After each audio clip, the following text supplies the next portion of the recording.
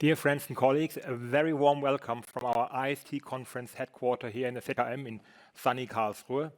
I hope you have a great time in this conference, and if you are like me, the only problem we have with this conference is that we have too much choice, too much variety, and it was a very exciting day, very first day yesterday already.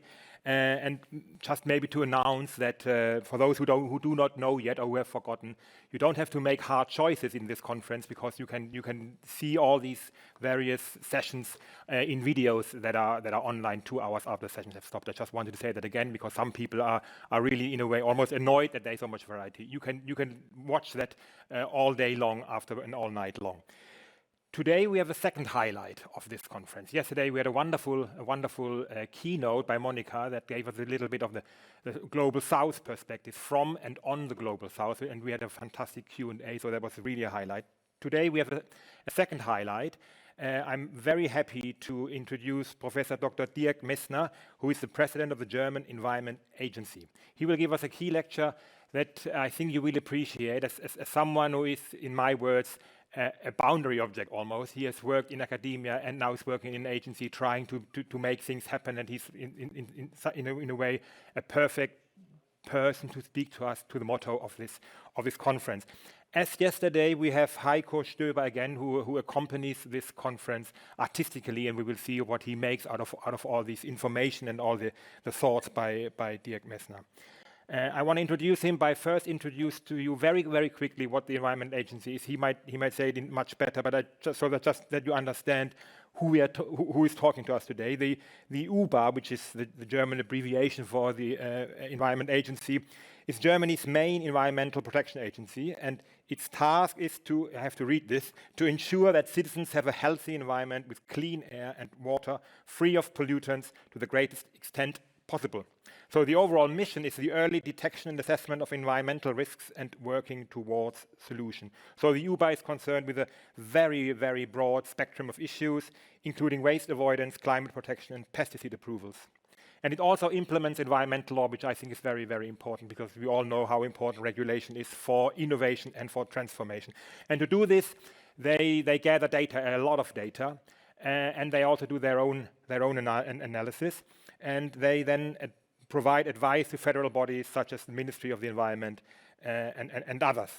And they do it by, as I said, conducting their own research, but they also outsource research, and I think they have a lot of interface and activities with our community. I think and many of us are working with organizations like this agency. The UBA is also the German point of contact for numerous international organizations, such as the WHO. I think it's very important. So they are also our international agent in a way. And then they also, of course, provide the general public with information on environmental issues. So it's a key organization in the German system when it comes to environment and sustainability. Now, Professor Dirk Messner himself, I told you that I think he's a hybrid or a boundary object. He might qualify this maybe in a minute, but just very quickly, he's the president of the agency since 2020, so not very long actually. He previously served as director of the Institute for Environment and Human Security of United Nations University in Bonn, in Germany, and was vice rector of the United Nations University. And prior to that, he had been director of the German Development Institute from 2003 to 2018. So he was running an institute that was dealing with this kind of issue. Therefore, he's an internationally recognized expert on globalization and global governance, transformation pathways to sustainability, decarbonization of the global economy, sustainability and digital change, and international cooperation and societal change. I mean, this is exactly what we are dealing with. So I think that should be a perfect fit. He has also been a member of numerous high-ranking policy advisory bodies that I don't want to cite here because there are too many to cite. His title is, of course, is fitting his personality and his CV, Mainstreaming Transitions, the interface between research and practice. The interface between research and practice. We are very, very happy to have you here, Mr. Messner, and the floor is yours. Thank you very much. Yeah, thank you very much, Mr. Edellein. Thank you very much for the invitation. Thank you very much for the kind introduction. I'm very happy to be here with you, actually. You should know that I'm an admirer of ISI in Karlsruhe for many years, and I've been in contact with colleagues from ISI for many, many years. So thanks a lot for inviting me to give this talk and for having the chance to have an interaction with you afterwards. I will talk, and I would drive us directly into the presentation already. I would like to talk about mainstreaming transformations, and then I will focus on several aspects of interfaces between research and practice. And as you will see, I will focus mainly on aspects of deep societal change and deep societal transformations, because I know that many of you are experts in industrial sectors and transformation of industrial sectors, a lot of knowledge in the room already. I will mention that I will not go into the details because you know about that. And I will try to link this discussion about economic transformations with societal deep transformations, and what we should know about it, and how we could build the bridges between these different types of knowledge pools. So this is what I'm having in mind, and I would like to start immediately with the next slide. And I'm having with you now 45 minutes or so. I will do 6 steps, which I have here on my list. And I will start with the first point, which is about we are having a major problem. And I will be very brief about we are having a major problem, because you all know about that, obviously. So let's start with the first description of what the problem is about. The level of greenhouse gas emissions in the atmosphere accelerating since the beginning of the industrial society, since the beginning of the Industrial Revolution. As you can see here, if you look at this greenhouse gas emission concentrations in the atmosphere, over the last 800,000 years, during the last 150 years, we jumped into a different kind of regime of the climate system. And this is what part of the problem is about. And you, of course, know about all the dynamics behind this. Well, let's move to the next slide, still talking about the problem we are in. The next 2 graphics, which I'm bringing here with me, on the left-hand side, the tipping points. And of course, you know the tipping points debate. This is about deep Earth system changes and humans driving these Earth system changes, and global warming and different levels of global warming related to different types of tipping points in the Earth system. And I have the title here, The Unknown Knowns, not because you don't know about tipping points, but many decision makers, although we are talking a lot about tipping points, still did not understand that the climate crisis, the sustainability crisis, this is about the risk of deep and structural and large-scale Earth system changes, which would change overall the conditions for human beings in our civilizations for all generations to come. On the right-hand side, on this graphic, you can see something which I want to emphasize. This is about at which level of global warming are we moving into the risk of triggering one or several of these tipping points, which we do have on the left-hand side.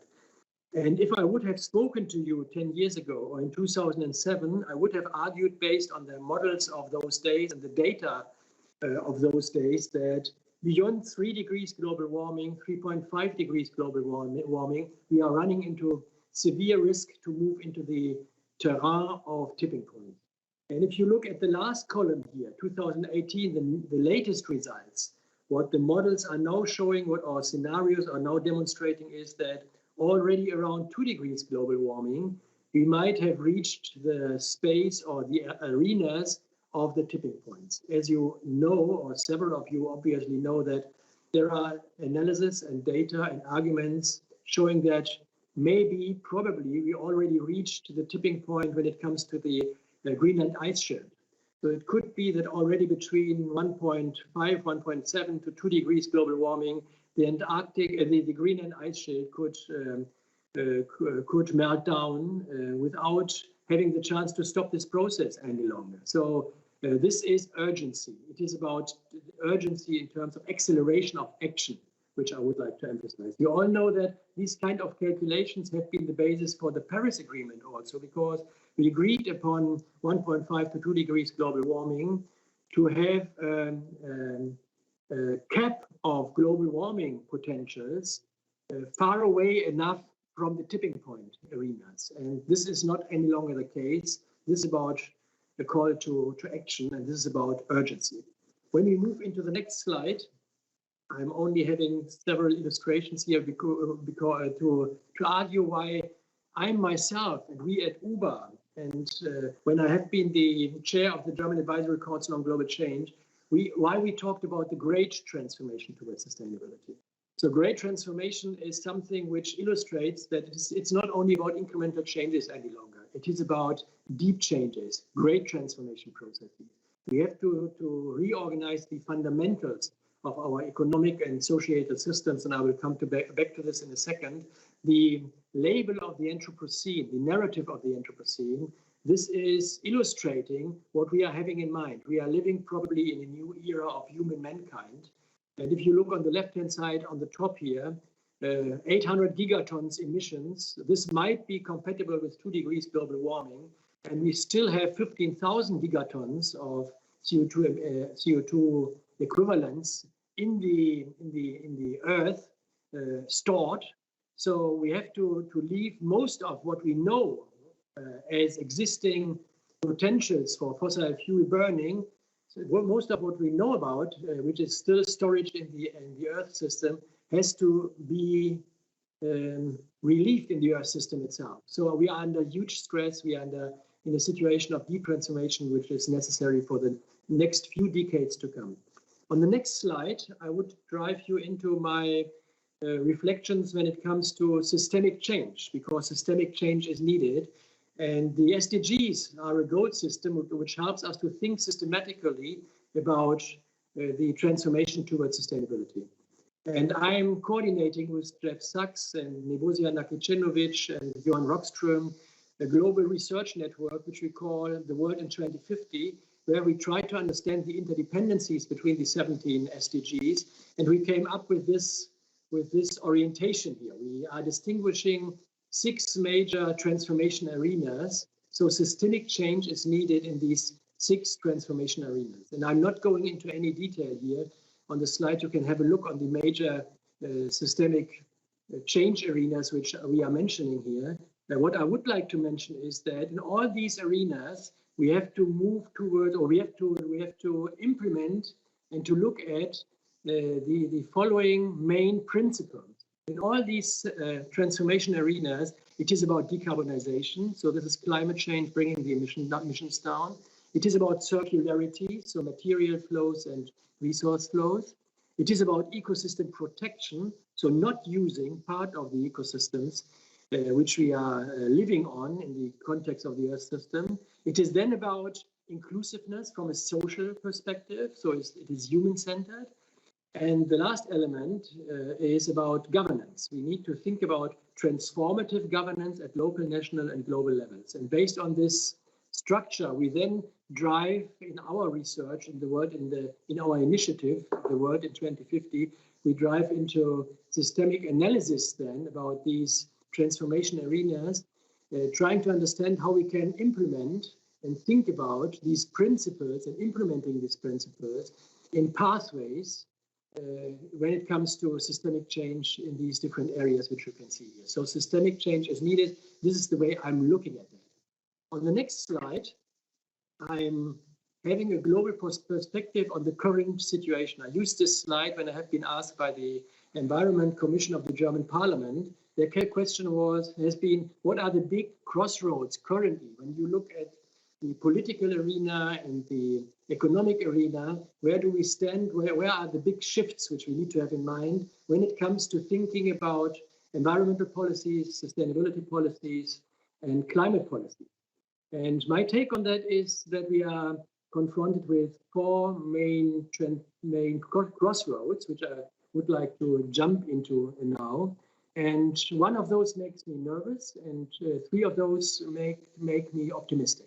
The first one, which I wanted to start with, is number 2 here, actually, but it's number 1 from my perspective, the high time pressure when it comes to act. I already talked about this, and you all know about this. This is what makes me really nervous, that we have so little time to make these transformations happen during the next 20 to 30 years. High time pressure, this is number 1. Then the other 3 elements are making me optimistic, actually. On the left-hand side, geo-economic shifts. So this is about the European Union and its European Green Deal. It is about the new US government with its own Green Deal. And it is about similar dynamics in China. You know that China after the incoming Biden government, also now is speaking about climate neutrality for the very first time. As you know, they would like to bring down their emissions towards zero in 2060. I would argue probably most of us would argue a bit too late, but climate neutrality is something which is a revolutionary step forward from the Chinese perspective, agreeing with us now that at the end of the day, we need a climate neutral global economy mid-century. So these geo-economic shifts might imply that the most important three economic zones and areas in the global economy are moving into this similar direction, the same direction. This makes the transformation easier because a level playing field of actors moving into a similar direction is easier to manage politically. Number three is then the new green consensus with a question mark still, but I would argue that we are moving into this direction internationally. I would like to mention that 1 year ago, we published a study here at UBA, at the German Environment Agency, where we zoomed into and analyzed 130 reports from around the globe, all continents, focusing on recovery programs. And I was interested and I triggered this study because actually I was worried that in 2020, 21, the pandemic, this health situation, the global health crisis, something similar would happen, which happened in 2008, 2009 during the financial crisis. As you might remember, after Lehman Brothers, green issues, green economy, the climate issue, all of that disappeared for a while. It was very difficult in the investments to trigger and recover, and towards the recovery of the economy in 2008, 2009, 2010, to focus on green challenges. So the interesting thing is that in our analysis of these 130 reports, we found that this time this is different. Most of these reports from all continents do have a joint focus on infrastructure in the field of sustainability issues. Most of them are about green mobility systems, about green and climate neutral energy systems, and so forth. So there is a mind shift globally in the economic community towards these kind of orientations for the global economy. And I think this is an important step forward.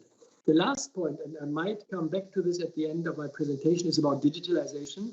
Colleagues from ISI, with several of you, I have had several rounds of discussions about the importance of digitalization, artificial intelligence, machine learning, and how this kind of innovations could be combined and linked and brought together with sustainability transformation. And my overall perspective here is that the potential for making green economy easier based on digitalization, artificial intelligence, and so forth is huge. But there need to be built several bridges to move these two transformations into the same direction. An alignment of these two transformations is still needed, but digitalization could be an enabler, and I will come back to this element. Let's move into the next slide. And I'm now focusing on the question, are we moving into the right direction, actually? So we are having COP26 in several weeks from now in Glasgow, and have a look on the emissions. This is a bit frustrating, right? Looking at the emissions, what we would say is that we are actually not moving into the right direction. We are moving into COP26, but emissions globally are still on the rise. So this is the first answer. We are not moving into the right direction.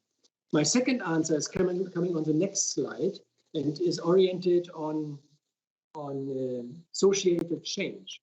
And what I'm using here is a concept from the Max Planck Institute for the Society in Cologne. It's called the actor-oriented institutionalism. And what you have here is the green dynamic from a non-sustainable to a sustainable future. This is the transformation. And on the left and on the right-hand side, you have several dimensions where this kind of transformation needs to take place. Because what the actor-oriented institutionalism is arguing is that you have to look at certain dimensions, which I'm going to talk about in a second, trying to understand whether associated change is happening or not happening. And there are 5 dimensions they are looking at, and I'm driving you very rapidly through these 5 dimensions. The first one is on the left-hand side, actors and their interests and actor constellations.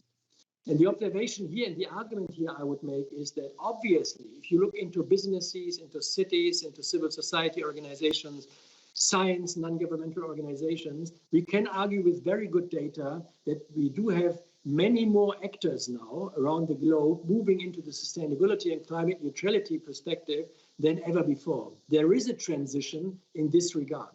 The actor constellations and actor interests in this regard are moving towards sustainability. This is number one. Number two is then, if you look into change processes in societies, look at institutions and policy regimes. And the question is, are these policy regimes supporting sustainability, or are they still supporting old growth patterns? Observation here, hybrids everywhere. So we still have many incentives triggering the existing non-sustainable growth patterns. And we have on top on that, we now have many sustainability-oriented regimes and policy packages. Think about investments in renewable energies and incentives for that. Think about green investment plans for new infrastructures in the field of sustainability, etc., etc. So it's hybrid, and the challenge is how to move from these hybrid regimes towards really sustainability-oriented institutional systems and policy packages towards sustainability. We are on our way, but we are still not there, obviously. When it comes to values and norms, this is the third dimension which the actor-oriented institutionalism is looking at. And into the past, if you look into the past, social inclusiveness or the welfare state, these has been social orientations, norms and values in the past regimes, right? And now we talk about values and norms related to climate change, values and norms related to sustainability. And I would, as an example, mention here that the German Constitutional Court, for the first time, linked climate change and the liberty of future generations and freedom of future generations and civic norms, arguing that without climate change, we cannot protect for future generations our civic norms. This is a reorientation towards different types of values and norms linked to sustainability thinking. So again, we have a trend into the right direction, to say so. Then cognitive concepts and cognitive norms. I mean, actors do have interests, but they do not only act based on their interests, they have to organize legitimacy around existing cognitive concepts and mental maps in which many people believe. The past. It was about growth and employment and wealth creation.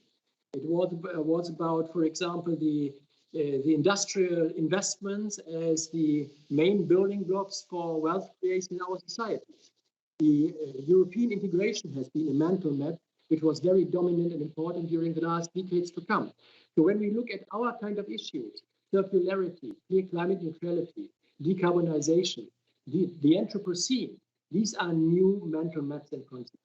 And I would argue that at the end of the day, we have been successful over the last 30 years. Meanwhile, the emissions have been rising still. We have been successful in developing different cognitive concepts and mental maps, which step by step are now being accepted by broader parts of the population and also private actors' activities.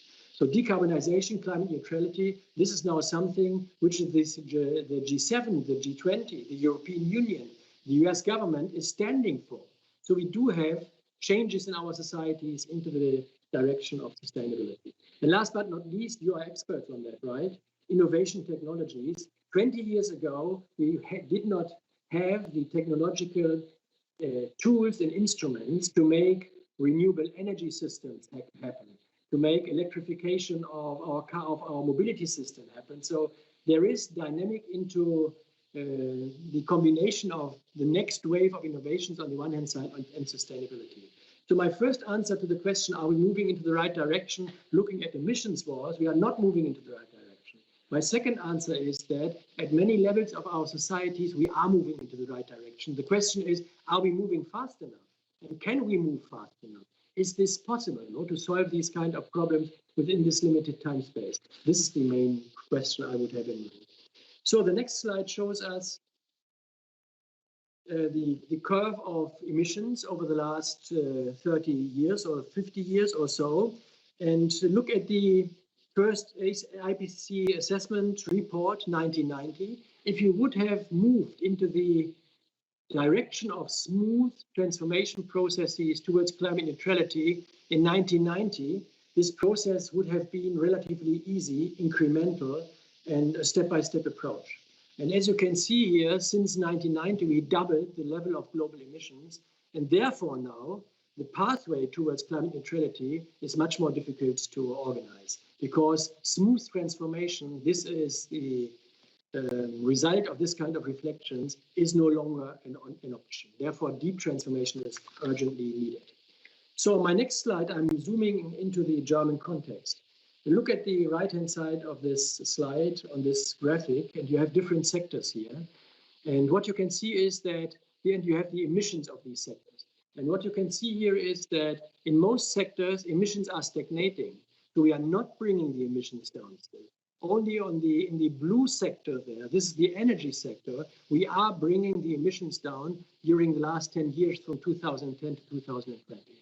So until now, the transformation towards climate neutrality is taking place, not at the speed needed, but it is taking place in the energy sector, but in all the other ones, stagnation. So still huge challenges in all the other sectors, from industries to buildings, mobility system, agriculture.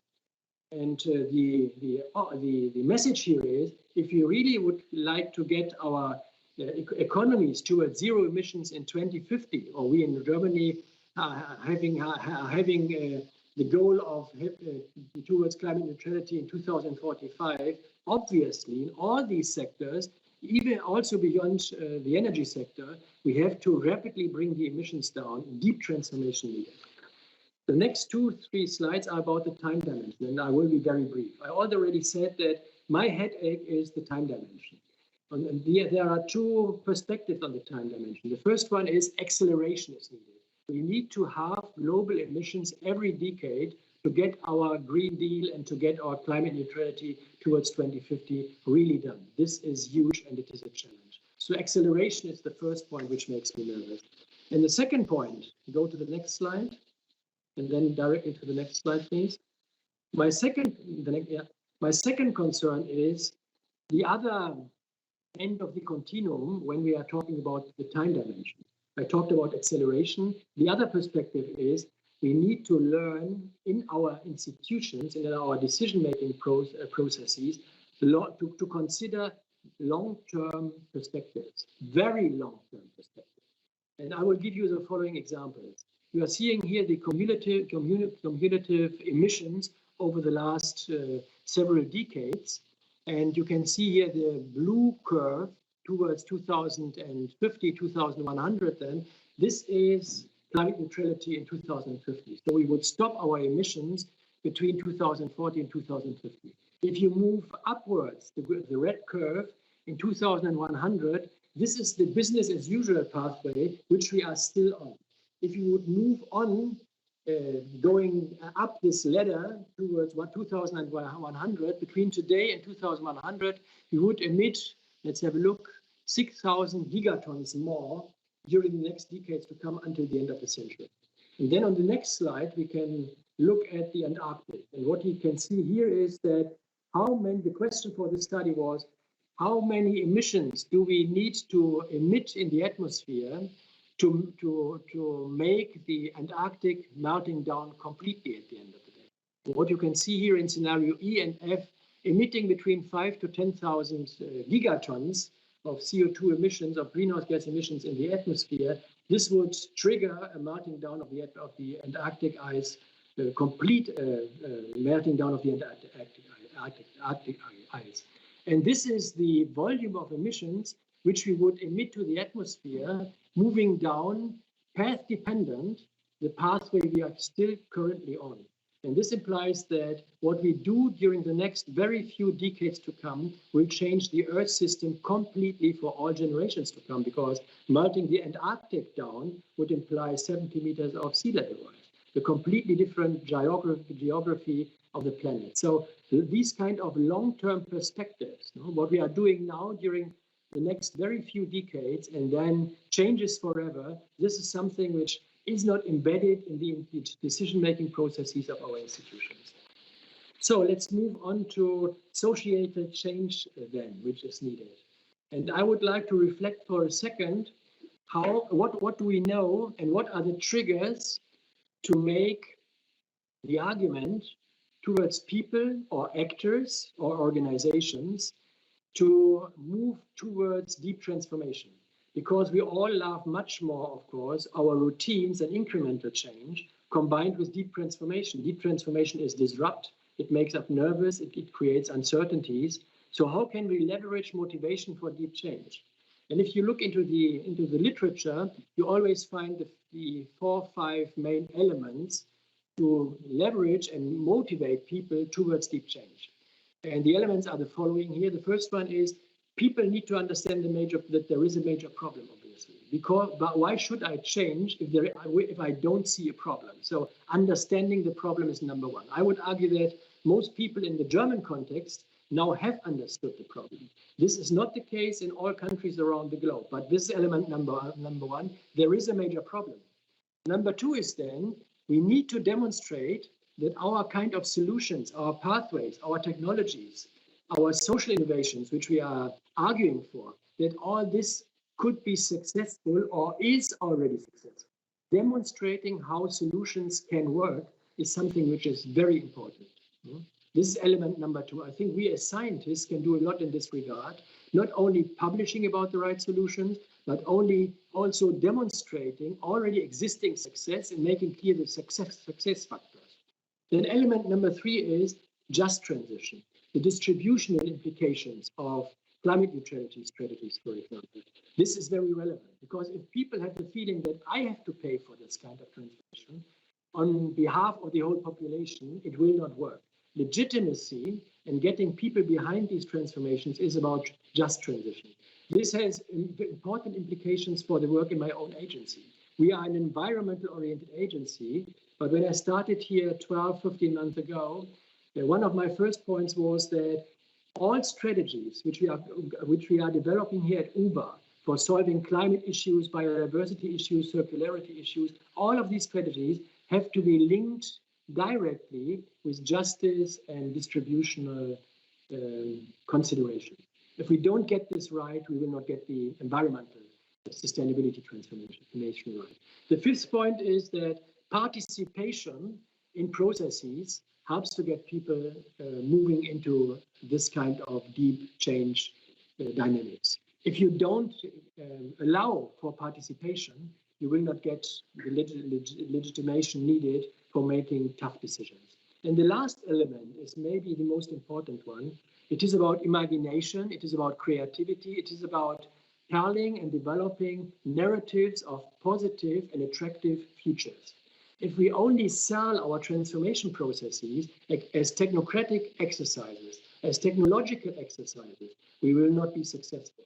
I'm very often saying that no one is falling in love with the CO2 price. No one is falling in love with investments in renewable energies. But people do fall in love or can fall in love with much more attractive cities, for example, and much more just societies and more health in our societies. So linking our transformations in the field of climate neutrality and ecological sustainability, linking this with attractive future narratives is something which I'm arguing for. On the next slide, I'm coming back to the dimension of norms and values as part of the societal transformation process.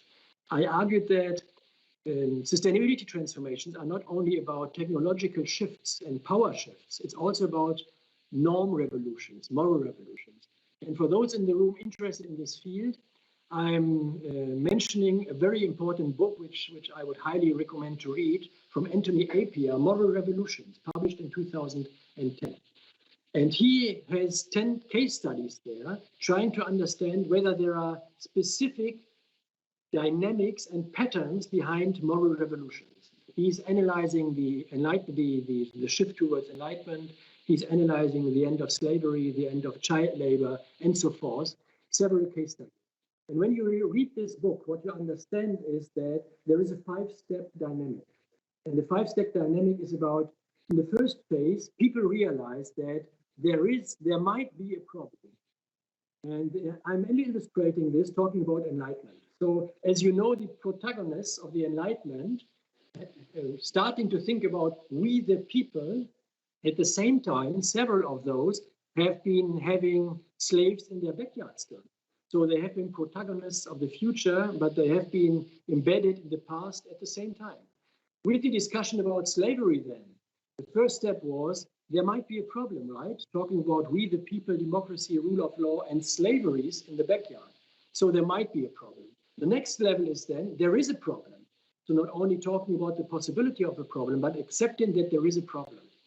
And as you can see, I have been linking this with the different UNFCCC negotiations which we have been having. I think that between 2005, 2006, and 2009 in Copenhagen, we have been in the phase of there is a problem. We cannot deny that there is a problem. And then the next step, we do have a problem. It's not any longer about finger pointing. It is about we as a community, now a world community, we are having a problem. In Paris, we agreed on the fourth step, actually. We need to solve the problem and we need a strategy here. No, we have had some deniers in the same period, so Mr. Trump and others arguing that there is no problem at all. But overall, in 2015 in Paris, we had an agreement that we need to solve the problem as a global community. And the nice step, the last step, which I like very much, reading the book, right? Anthony Appiah is arguing that a moral revolution is coming to an end in a situation in which a community or a state or an organization looks back, arguing that how could we accept that? How could we accept that? Slavery, now climate change, how could we accept that? And if you look into the Fridays for Future movement, if you remember the German Constitutional Court talking about climate change undermining our civil rights, I would argue that step by step we are moving into this last step of the moral revolution. How could we accept that? And this is progress. So let's move to the next slide and directly to the next one. Because I would like to drive you rapidly into an historical perspective. So when we talk about the transformation towards sustainability, many of us are arguing that this is an historical shift. From the industrial, we came from the agricultural society, then into the industrial society. Now the new paradigm is a global sustainable society and economy needs to be built during the next decades to come. Therefore, I recommend an author, Jürgen Osterhammel, a German historian, who wrote a book about the great transformation in the 19th century. And he looked at the shift from the agricultural society to the industrial society. And he is demonstrating that this has been a process of several decades also. And he presents his analysis of how this kind of transformation, large scale, but step by step, has been taking place. And he's using one term, one word, which I like very much, and which I'm heading here in German because it's very difficult to find a good English translation. I will try to explain to you what the author, Jürgen Osterhammel, is having in mind. He talks about Häufigkeitsverdichtungen, which are taking place before you see this shift in economic and societal regimes. In his case, from the agricultural to the industrial society. And Häufigkeitsverdichtung, this means that at the beginning of this transformation process, you have a singular event, the invention of the steam machine, for example. And the first impact of that is minor, obviously. But then people start to learn how to use these steam machines to create innovations in already existing sectors. Then you see that this kind of innovation is creating entirely new sectors. Then you see, and Osterhammel is mentioning and explaining that this kind of changes are not only taking place in the field of innovation and the economy, this kind of transformations are also taking place in the cultural field. Romanticism is disappearing and a new kind of culture is emerging. So many different kinds of dynamics are moving into the same direction. And at a certain point, you see a tipping point and you move into a new historical constellation of economy and society. This is what Häufigkeitsverdichtung is about. And my argument would be that in the period in which you are, we see here 2013 towards 2021, I see many of these dynamics at very different levels, which are moving into the direction and which are triggering transformation processes into the direction of sustainability transformations. And this makes me optimistic. I'm not sure, as I already said, that we will be fast enough, but I'm seeing this Häufigkeitsverdichtung into this direction. So my next slide is, I will skip this slide, so please go to the next one. So now I would like to move into the last part of my presentation, the last few minutes, and I will talk briefly about what needs to be done now during the next few years to come. And several observations in this regard. We have very little time left. What needs to be done? And several points which I would like to emphasize here and which I would like to reflect upon and discuss with you later on. You have here a study which we published in 2019 from my agency, Green Supreme Scenario. This is climate neutrality in Germany in 2050 and combined with circularity, because what we are showing here is that climate neutrality, emissions down, and circularity, this is interrelated. It needs to be done in integration, and we are showing how we can do that. And the point which I would like to start with here on this slide is that what we are showing and demonstrating here, this is, for example, very important for the upcoming and now emerging new German government. The point which we are demonstrating is that if you look into these different sectors, we need deep transformations in all these sectors. And we need to implement sustainability innovations. Most of those which we know that they do have a potential need to be implemented. So there is no longer any room for selectivity. We have to move forward rapidly in all sectors and with most of the options which we know currently from science and from already existing implementation processes. This makes the challenge so huge. This is about ambition. All sectors, very deep. Most of the solutions which we know have to be implemented to get climate neutrality done in Germany in 2050. And now we yesterday published a paper where we discussed this kind of approach also for climate neutrality in Germany in 2045. So the ambition is huge. On the next slide, I do have 6 elements which needed to be done or needed to be worked for hard during the next 4 or 5 years. So this is the next period of the incoming German government, for example. So it is about first developing sustainable infrastructures, high speed needed. It is about sectorial roadmaps for all relevant sectors, and again with very ambitious milestones to be implemented. It is about linking digitalization of sustainability, and there are many missing links. I will say a few words about this in a second. And fourth, what I'm mentioning here on the left-hand side, we need improved international cooperation, because what I'm observing currently is that we do a lot and we are becoming more ambitious in the German context now, in the European context now, but we do not have the same level of ambition when it comes to global action. And at the end of the day, climate neutrality worldwide is about global action. And we have a less ambitious level of international cooperation when it comes to sustainability transformation from the perspective of European actors, then we do have ambition now for our internal activities and our internal strategies. So we are moving forward faster nationally and European-wise, but much less with much less ambition on the global level. And this makes me nervous, and therefore I'm emphasizing this point.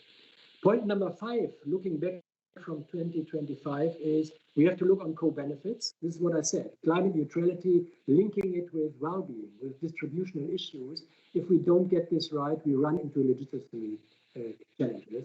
And the last point, and this is what I'm concentrating on for the next few minutes to finish my presentation, is about what you see on the left-hand side here on the bottom, what we call currently in a task force, which we have been building up during the last few weeks here at UBA, which is focusing on difficult issues.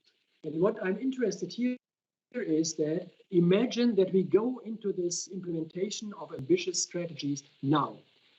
Which kind of second order problems do we need to have in mind then, because we are going to be even more ambitious. So looking into the future, into the next phases of challenges, because we drive into ambitious strategies towards climate neutrality. And on the next slides, I do have several of these critical issues. I'm only focusing on one because we are running out of time already. Go to the next slide. I would like to focus on negative emissions. Until now, we have been talking worldwide very little about negative emissions, also in the sustainability community, because we have been arguing, I also have been arguing that as long as we don't go into decarbonization, we shouldn't talk about negative emissions. We need to bring the emissions down, the real emissions down. But if we go into decarbonization in Europe now and in Germany now, we all know that we will see overshooting. We will not get the emissions down to zero with the existing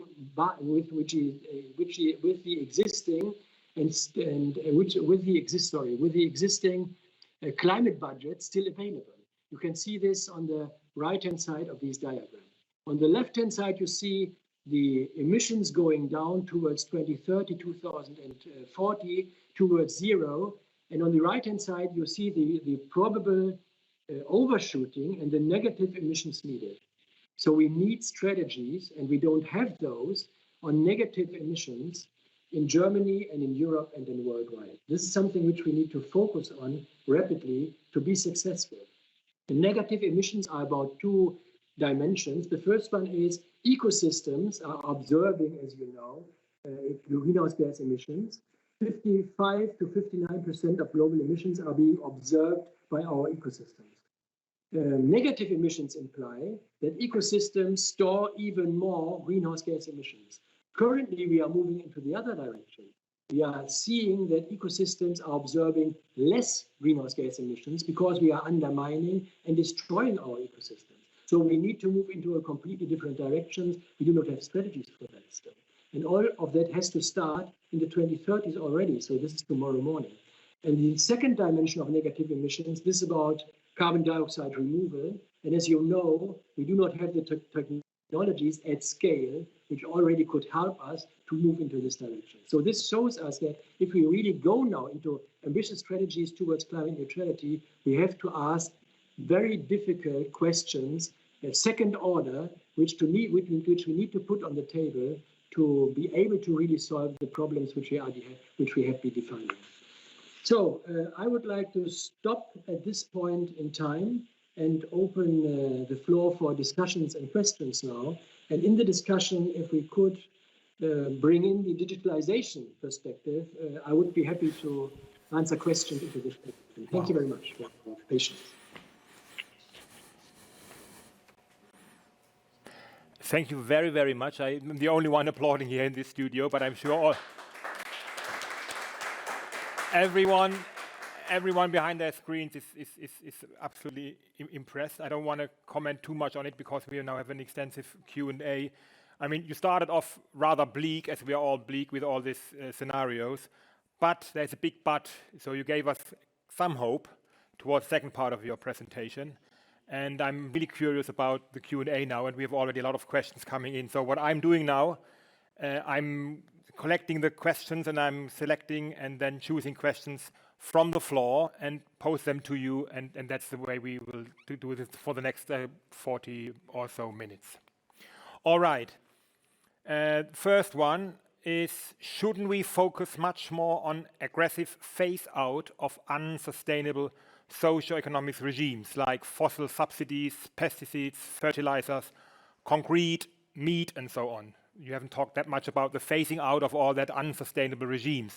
So shouldn't we focus much more on that? That's the first question. Maybe I take one after the other. Or I might bundle one or two, but maybe you want to answer that one now. Yeah, I agree on that. So I talked about, you might remember that I talked about the hybrid policy packages. No? And the hybrid policy packages are still reflecting incentives towards unsustainable growth patterns on the one hand side, and then new elements towards sustainability on the other hand side. So this is exactly the argument. We have to phase out the incentives and frameworks which are still leveraging unsustainable growth. We have to build policy packages and institutional frameworks, policy frameworks, which drive 100% towards sustainability.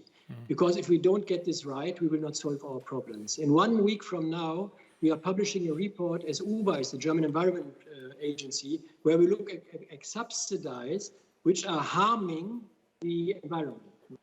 And we are identifying subsidies in a magnitude of 70 billion euros, subsidies which are harming the environment. Okay. And obviously, we are arguing for reducing those towards zero, right?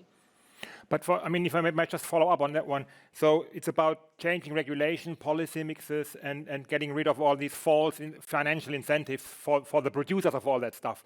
But of course, there is a side of the consumer and of all our citizens, which is about behavioral change. So you haven't talked much about awareness and maybe even nudging. I mean, the UK, where they have a big nudging office where they say, let's try to bring people towards a different kind of behavior. I mean, you were quite optimistic about the norms and values that are already shifting in society. But if I look at our meat consumption, our flight patterns, we are not where we should be. So is there also some policy leverage in terms of behavioral change?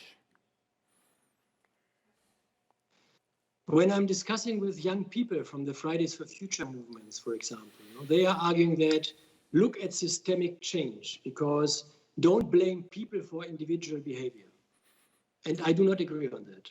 I have been arguing in favor of systemic change. So infrastructures, entire sectors, the building sector, the mobility sector, the energy sector, and so forth. So systemic change is needed, and governments are responsible for that. The private sector needs to develop new business concepts. This is about systemic change. But I agree with you that on the other hand side, we as citizens and as consumers, we have a leverage to change things. And I would also argue that we are responsible for acting and organizing our consumption patterns towards sustainability. Look at meat consumption. We talked about this. We can do things differently here. We can reduce our meat consumption. It would be healthier for us. It would be good for the climate. So we are responsible here, and we have leverage points here. And therefore, I argue into this direction. I'm relatively optimistic on the one hand side because I see this normative shifts. I talked about this. So I think the main direction is changing. People understand that world creation within planetary boundaries, climate protection, this is what our economic model needs to be based on. In this regard, I'm optimistic. But on the other hand side, I'm also skeptical, because when I'm talking to people in audiences, people like much more to talk or to listen to me when I'm talking about innovations. Because innovations imply that we change technologies and businesses, and our behavior remains untouched. So changing behavior is something which people don't talk about, don't like to talk about much. So in a way, that's part of the German coalition debates between the Greens and the Liberals. I think that's exactly what it is about. Anyway, the next question: how can the needed, very fast transformation of various sectors at once be governed by the slow-moving institutions of liberal democracies? I mean, how can we in our liberal democracies cope with all of that urgency? Yeah. I mean, this is a 1 billion question, isn't it? I mean, because I mentioned the rescue scenario, our green supreme scenario. And if you zoom into this, and if you read this, you understand two dynamics which we need to address when it comes to transformative governance. The colleague is asking about how does transformative governance look like. And what you are seeing is that if you look into one sector, but this is only illustrating what is happening in many sectors. If you look into the steel sector, many things have to happen in parallel, simultaneously, which without this transformation pressure would have happened in sequences. So in the steel sector, companies now need to decide to go into green steel production, hydrogen-based or not. If they don't do so, we lose an investment cycle. We lose 40 years or so. So they need to do these investments now. Number two is the incentive schemes, which will decide upon the profitability of these investments, are still not in place. And the next point is, it's not only about the incentive schemes, it's also about infrastructures. The hydrogen infrastructure needed for green steel production, large scale, is also still not in place. We are starting to plan for that. And in addition to that, we need international partnerships, because probably 60, 70 or even more % of the hydrogen we are going to use in the future will come from European or international partners. So we need partner structures for that. So simultaneously, we have to move all these and coordinate all these different activities. This is one challenge. The other challenge is, as I said, in most sectors, if you read our own studies and other studies from other actors, the studies which colleagues in the room here have been producing, in all the sectors, as I said, we need to implement most of the solutions which we know. This is not about selectivity and let's start here and selectivity and selectively there, and then we see how far we get. To get climate neutrality in Germany right in 2045 and Europe in 2050, we need to make many shifts at the same time. Yes, but I think the question implied that all these many changes that you talk about might put some pressure on liberal democracies. I mean, I would argue that what we in Germany we have the word Konzertation, Konzertierung. So bringing actors together. Trying to get a joint orientation and coordinate in a highly efficient way. Not in sequences, the state does public policy and the investors are looking for global investment opportunities and the planners are doing their planning. This way it will not work. We need to bring these actors together, concertation, define clear goals and work simultaneously and in parallel towards this goal. If this would not happen, we would not get the business done until 2045. So it's a different type of governance. Yeah. All right. Thanks a lot. Next question has to do with digitalization. Why does digitalization feature so prominently in your presented vision of sustainable futures? Is there something inherently green about digitalization? Yeah. Well, I'm very happy for this question because I did not really move into this field, but I'm very interested in it. And my very few points would be, most studies are showing that these technologies do have a huge potential to get decarbonization, resource efficiency, monitoring, and therefore protection of ecosystems easier done than without these technologies. So there is a huge potential, sentence number one. Sentence number two is, although we have these technologies already for 20 years or so, we have not seen the decoupling which we are arguing for. So I'm arguing that we have missing links between the sustainability transformation on the one hand side and digital opportunities and potentials on the other hand side. We have to build these missing links. I will give you only two examples. Okay. The first one is, if you would have a tax system taxing much more resource consumption and CO2 emissions, and much less labor, we would drive these technologies towards green economy approaches, towards resource efficiency, climate efficiency. If we don't do that, we substitute labor. And the second example is the two research community, the sustainability-oriented one, the transformation-oriented one, on the one hand side, and then the pioneers in the field of digitalization, algorithms, data analytics, etc. These are two separate communities which we need to bring together. I would be interested whether in this conference we have a mix of people from these different fields, because in most conferences this is still not the case. Okay, now we are coming to our community now. We have now very clever questions because it's actually two questions in one. And maybe you will take them as two questions because I think it's slightly different. What do you see as the role of your agency changing to a transformation agency? Would you claim that you are a transformation agency, and if not, do you want to become one, and how? The second part of the question is, what do you expect from research, from our community that is now gathered in this IST community conference? So first one is, are you a transformation agency, and if not, do you want to become one? And second is, what can research do to support all this? Okay, good. So my own agency first. Yeah. Maybe 2 points on that. I would like to be a game changer with our organization in the field of these transformations. So I would like to be a transformative actor. And therefore we need to do research, developing solutions, which is different from the research which we have been doing in the agency in the field of environmental research for the last decades, no? Because in the past we have been responsible for looking into any sector and then on environmental challenges and problems and finding solutions for environmental challenges and problems, no? Standards or guardrails or whatever. No? What we are talking about now is transformation needs to take place. It's not only about looking at environmental problems and trying to solve the problems, it is about transforming entire sectors. No? And therefore, we need to have different types of research questions and different types of research partners. It's not only any longer environmental research and about environmental protection, it is about transforming sectors. No? So we need to change the way we work, the way we do research, and the way we work with research partners. The second element is, I talked about these transformational actor constellations. We are trying to build up these actor constellations to trigger and foster and accelerate change. I give you one example.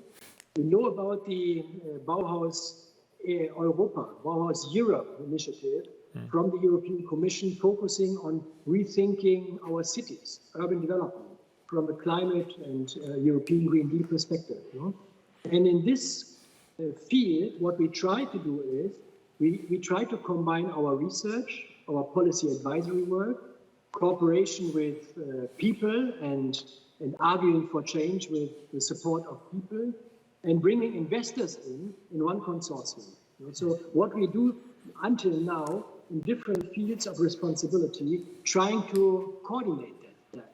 This is about transformational actor constellation. Yes. And I think that our agency should move into this direction. Yes, just one little question following up from myself.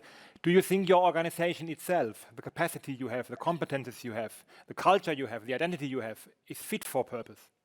Mm-hmm. Because you have just explained how things have to change, how you have to do new things. And that, I mean, what does that mean for your own organization in terms of change management? Yeah.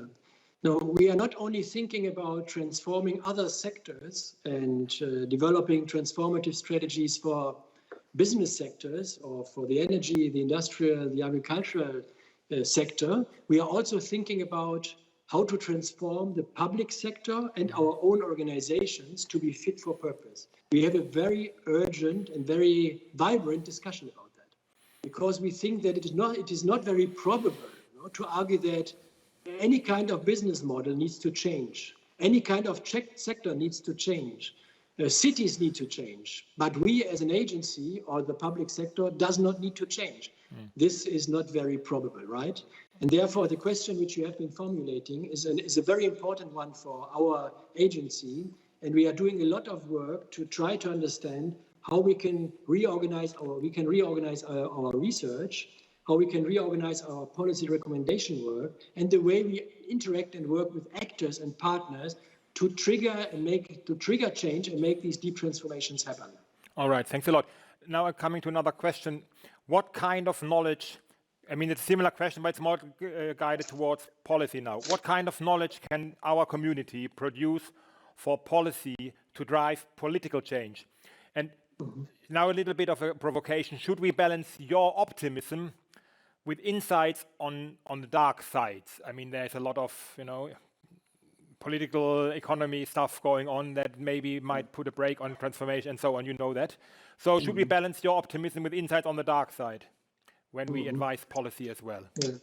So two questions. The first one is, which kind of research is needed to support this change?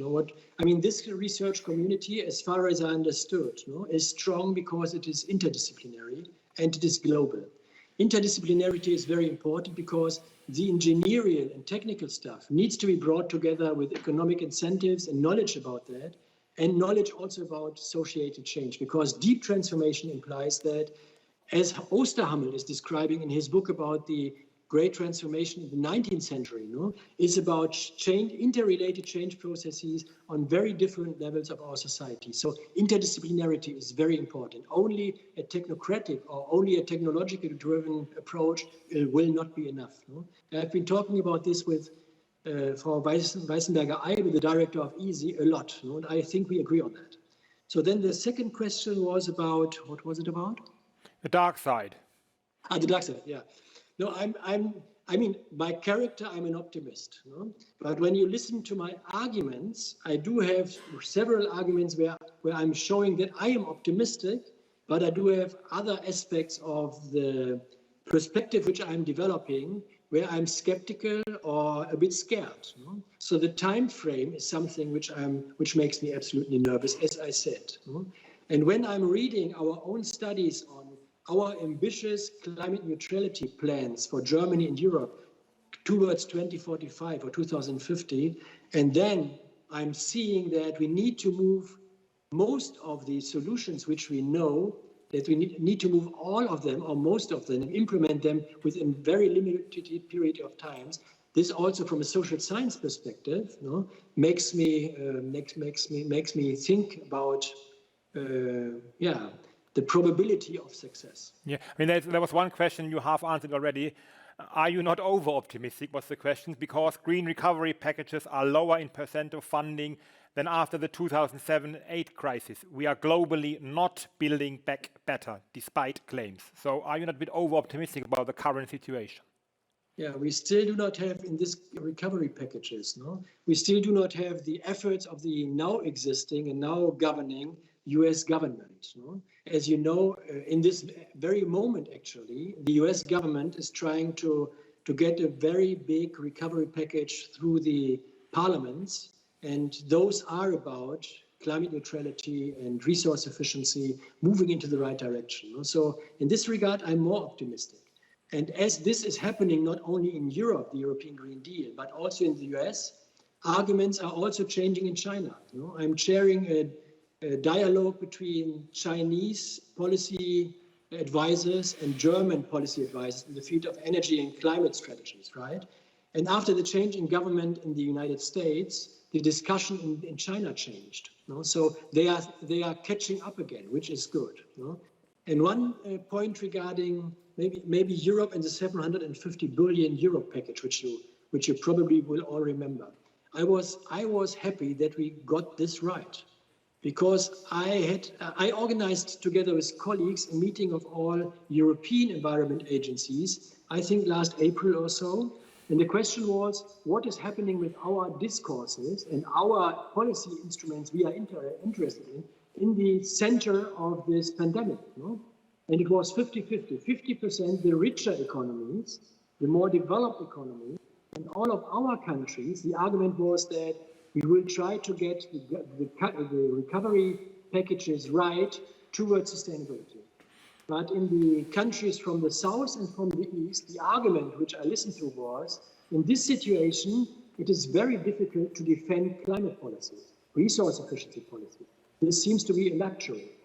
The 750 billion euro fund, oriented mainly towards the southern and eastern part of the European Union, was a precondition to get the ambitious climate goal right. Yes.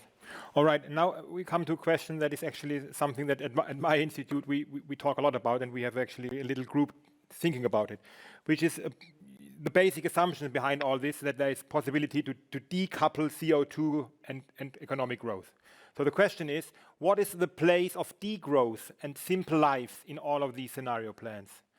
They seem to be fundamental. However, everything seems focusing on the green economic growth. So it's degrowth or green economic growth. What is your answer to that? Yeah. Actually, I must say that I'm a bit bored by the growth and degrowth discussion, because my take on this is that we need to accept the planetary boundaries. So the boundaries of the climate system and the boundaries of the ocean system and so forth. If we accept and build the boundaries of the planet into our incentive schemes within this safe space, we then will see growth and degrowth. We will see degrowth when it comes to the consumption of resources, when it comes to burning fossil fuels, to using fossil fuels. We will see growth, and need urgently growth, when it comes to investments in all of these sustainability-oriented infrastructures. So it is not about growth or degrowth, it is about growth within this safe space. This is the challenge. And maybe number two is that growth has been the indicator for well-being. Probably this is a 19th and 20th century debate. In the 21st century, we are developing a much more complex well-being concept, which is not only related to GDP per capita. Yes, we're developing it, but it's not fully institutionalized, I would claim. Anyway, the question now from the German perspective. Do you think that Germany can take the lead in rapidly decarbonizing in Europe, or does it require coordinated action at a European level? Yeah, we need coordinated action at the European level, obviously. The ETS is the most important singular instrument towards climate neutrality. So without Europe, we will not get our act right. We also need much more cooperation when it comes to energy infrastructure and hydrogen infrastructure, because it makes a lot of sense to create these new infrastructures in countries which are more competitive in this regard.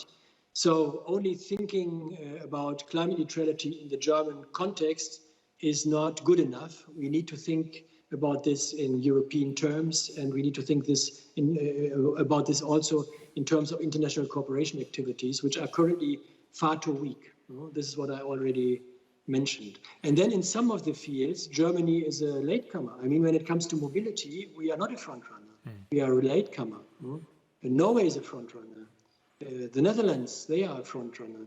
Other countries, Sweden. So Germany also needs to learn from other experiences and other policy mixes which have been successful already. All right, now another question that I think has to do with your more optimistic take on things. What precisely do you mean when you say that actor interests are moving towards sustainability? How about fossil fuel companies and countries, or the growth reliance? I mean, there are people, a couple of questions are a little bit concerned that all these, these actors, powerful actors, and some countries that haven't got the message yet, still play a much more significant role than it might seem.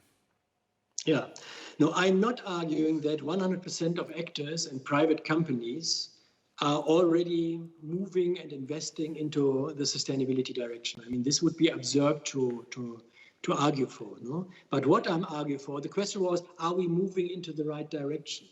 And I would argue, and I think we have very good data on that many more companies and many more investments and many more banks and many more cities and larger parts of our scientific community, are taking these kinds of challenges seriously and starting to act accordingly. So there is a shift into this direction. The problem now is, when I was young, I once had the chance to talk to Willy Brandt. I only once talked to Willy Brandt with a larger group of young people in those days. And Willy Brandt argued, because we have been radical, of course. He wanted to change the world during the next 2 years to come. And he argued, the important thing is to move into the right direction, and then be patient.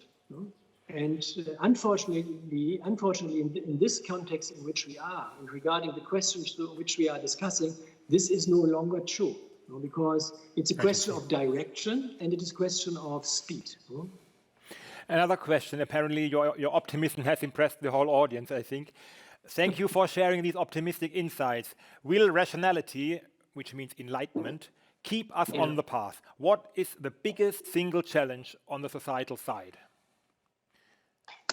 I mean, the biggest single challenge would be running into a 3 to 4 degrees warmer world, because this would create crises, I think, which are very difficult to manage any longer. So the biggest risk is not to act.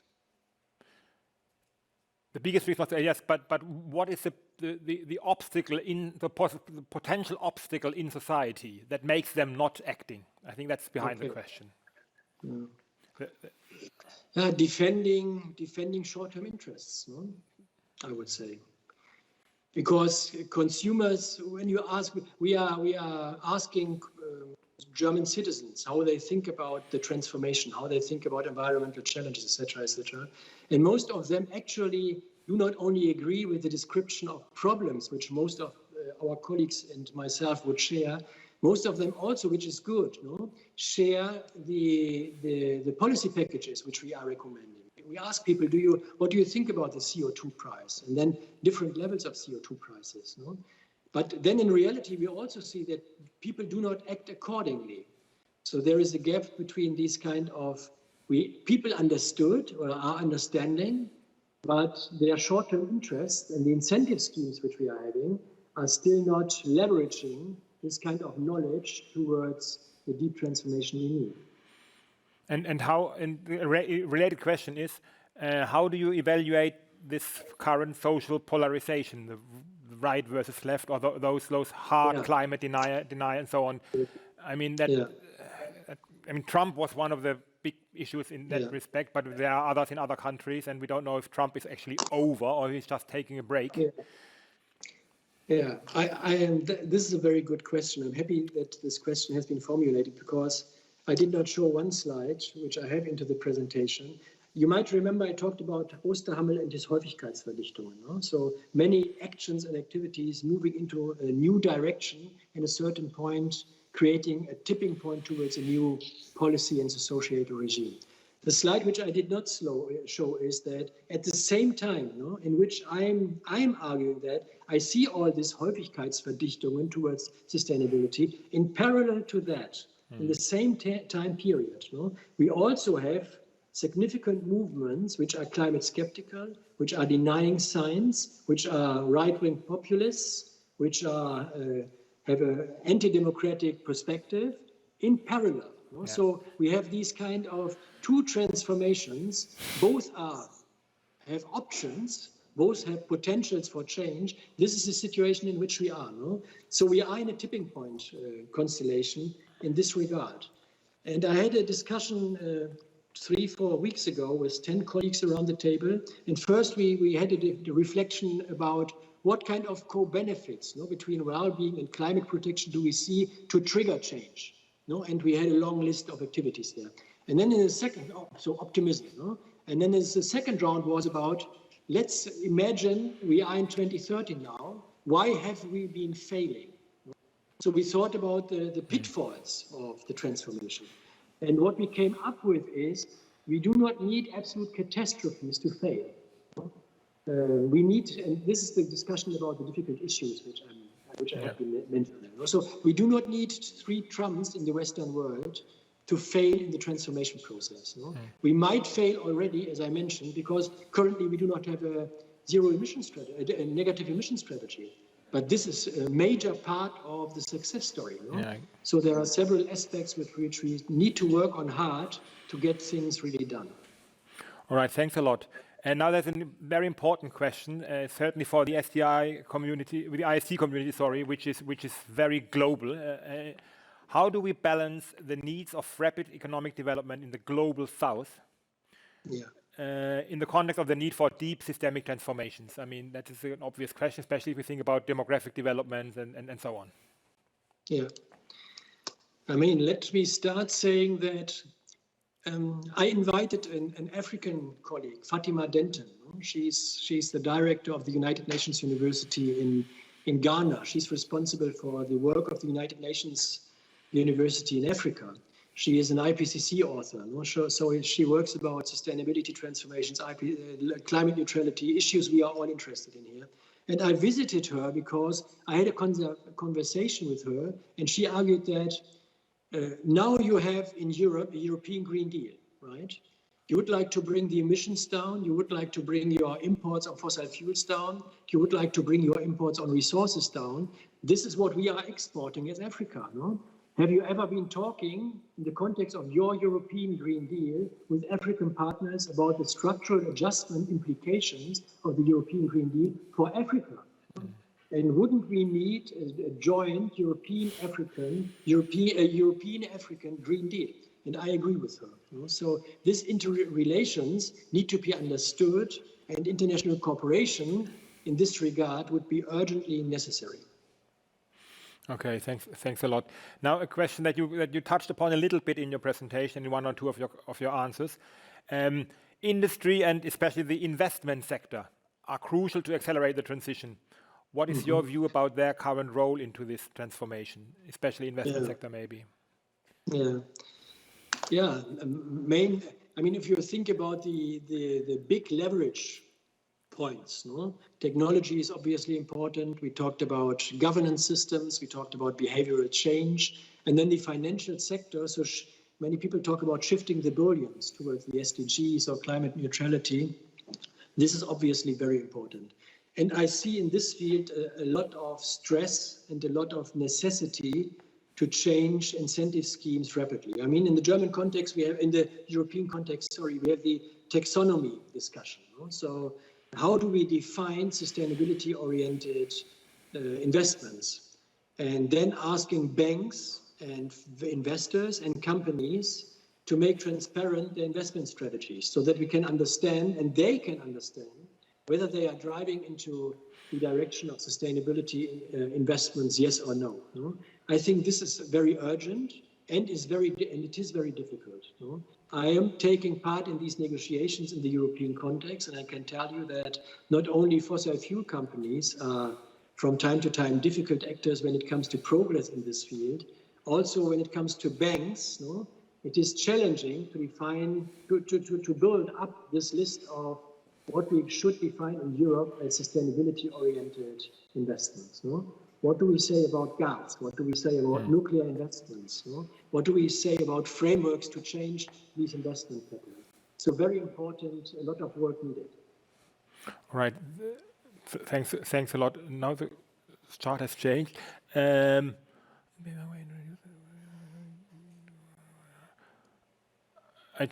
What trade-offs between direction and speed do you see, if any? So we have direction of change and speed. So some areas might change much faster, but those that need to change, more importantly, change slower. So what is the trade-off between direction and speed?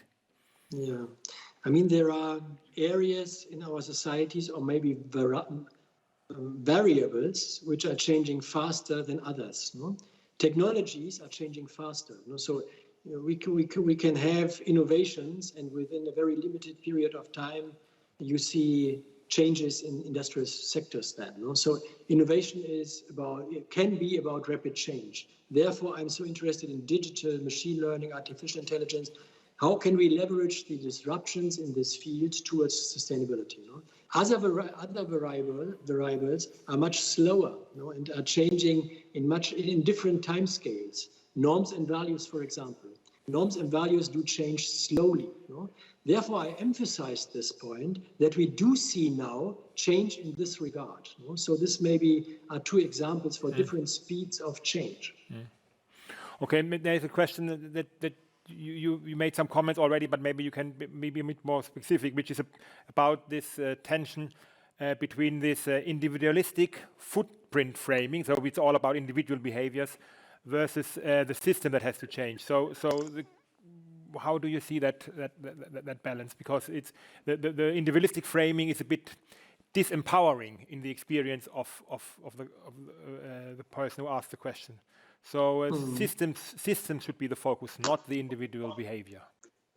Yeah, I do not agree. We need systems change in terms of new infrastructures and systems change in industrial sectors. And this, if you look at actors who can do this and drive this and are responsible in this regard, government is relevant there, and the private sector and investors are important there. So these needs to be the drivers of change, and this is related to their responsibility also. But on the other hand side, I mean, all of us are making decisions, And as 8 billion people worldwide, or 80 million in Germany, our individual decisions do have an impact. So the way I organize my mobility makes a difference. The way I organize my food pattern makes a difference. So, and therefore, I have a twofold argument. Many people would like to know, can I personally do something? My answer is yes. And the next answer, the second element is, we cannot only change things and contribute to something. I would argue we are as citizens also responsible for that. I mean, I'm not okay with this finger pointing. So the industrial sector is responsible for changing towards sustainability. The government should change, but they don't do so. But we as individuals, we as citizens in democratic societies, we are not responsible for nothing. I do not share this. I think that we have the opportunities and potentials to do something, and we also have the responsibility to act accordingly. Okay, that's a question. I have to first put forward. I don't fully get this question because it has a mathematical. IST research puts forward a view of change to revolution versus reform. systems reconfiguration. I'm trying to understand this question. Change to revolution versus reform, which is maybe it's about incremental change and deep change. Yeah, it looks like it. Yes. So, do you recognize this as in your agency? So, revolution, overhaul versus reform, which is more incremental. Yeah. I mean, all the data which we are having in front of us, to stabilize the ecosystems, to stabilize the climate system, are demonstrating that we need deep change and rapid change and fundamental change. And I've been arguing that this is not only the case in industries and regarding investment patterns, it's also true when it comes to societal change. I have been mentioning and have been emphasizing mental maps, and I've been emphasizing norms and value systems. This also needs to change, because if not, we do not get social cohesion right. And therefore, we argue as an agency for fundamental change. We don't call it revolution, but we call it fundamental or deep change, and try to develop policy packages and try to organize actor constellations to make this happen. But interestingly, this is also the case. Look into G7 or G20. I mean, I published a study which we called in my role as the co-chair of the German Advisory Council on Global Change. We published a study in 2011 about the great transformation towards sustainability. In our papers, for the first time, we spoke about nearly zero emissions in this century, in 2010. The reaction from many ministries has been, are you becoming crazy? This is absolutely impossible. And we argued that these are the only pathways which are compatible with the planetary boundaries. And these are the only strategies compatible to avoid these tipping points. And the first reaction was impossible. But then step by step, I mean, now this is the policy and the narrative of the European Union. It is the framework of the European Green Deal. The G20 is at least arguing into this direction. Okay, and how do you do that in the German at the German level? Because there's a question now saying, how do you negotiate your transformative agenda, which is of course very ambitious, with the political agenda of the environmental ministry and the German ministry as a whole? I mean, we don't know about the new administration, of course. Right. Maybe you have a window of opportunity now with your deep transition stuff. But how do you negotiate this in your system? How can you try to mobilize the political actors that matter? Yeah. I mean, I speak to decision makers. I've been working very densely together with the still now managing environmental minister, Svenja Schulze. And if we would be here on the same panel, she would agree probably with most of what I have been saying. And I think she has been doing very relevant steps into the right direction in a context which has been difficult, because if only the environmental ministry is arguing towards climate neutrality seriously, and other ministries are holding back, we will not get our overall picture right. And this is the situation in which we have been during the last periods. So I'm talking to decision makers. We are developing strategies for them. We are discussing strategies with them. And then, in addition to that, as I said, in certain sectors, we try to work with the pioneers towards sustainability, climate neutrality, circularity in our society, to make them stronger, to support them, to learn from them. To learn from them how our incentive schemes might look like to trigger this kind of pioneering activities across sectors.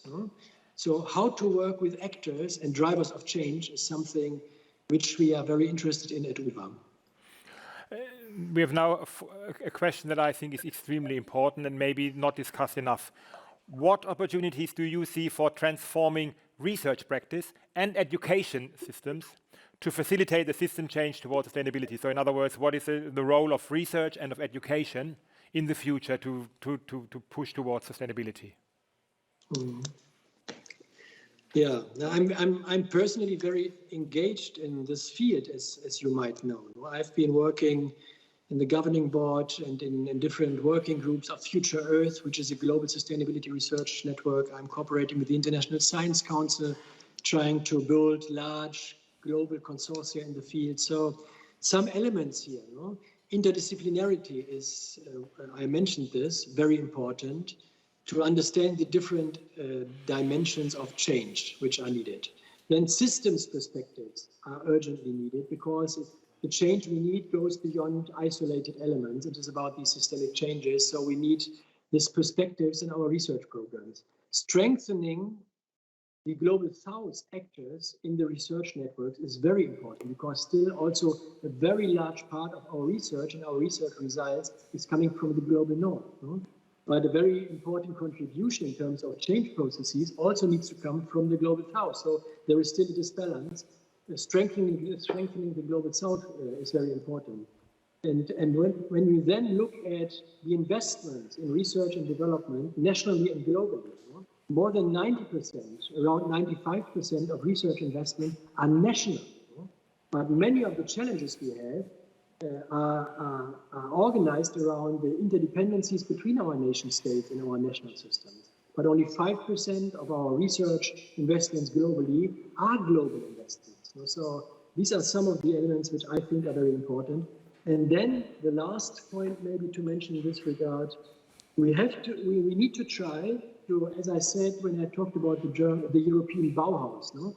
We need to try to bring our research together with actual change processes in our societies and in the economy. We talk about sustainability labs, no? And how we can link our research activities with real change taking place in different systems. So these are some of the elements which are coming up to my mind when you are asking this question. And now the last question, looking at the time, we have a bit more than a minute left. Do you see different roles and need for coordination for US, China, and Europe? If so, how? Because the impression is that there is a lack of coordination at global level. So what could be the different roles of these three blocks, and how could we maybe make this coordination more effective?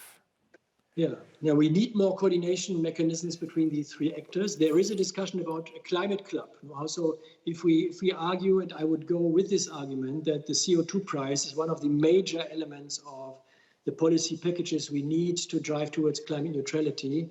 If we could get a coordination corridor right between the three big actors, we would avoid climate protectionism. No? If we don't get this coordination right, we might run into climate protectionism, and this would be bad for the global economy and bad for wealth creation in all three regions we are talking about. So more coordination needed. Now with the Biden administration, it is much easier as beforehand. No? And maybe this is at the same time the last field where we still have a certain level of cooperation perspectives with China, because China and we are very interested in getting the climate protection issue right. No? As you know, in most other fields, we are running into conflictive patterns with China. So cooperation with China in this field is important for climate protection, but also for stabilizing our relationships between the West and China itself. Exactly. What science diplomacy used to be could be sustainability diplomacy now in the future in terms of the relationships. Yes, now we have come to an end. We have 17 questions left. We can't deal with them now. I'm really sorry for all those who have asked the question, but we run out of time. I'm sure I speak for the whole community. This was fascinating. I mean, you've seen all these questions, and your optimism that you seem to have shown to the community is very much welcome. Thank you very much for this wonderful talk and then the nice discussion. Thank you very much. Thank you very much for the invitation and for the excellent questions, of course. Thank you. And the good moderation. No? Oh, well, and thank you very much to all of my colleagues. Thank you very much. Bye. Bye. Thank you very much to all my colleagues, and I think you have a well-deserved break, and go on with your sessions and enjoy the conference.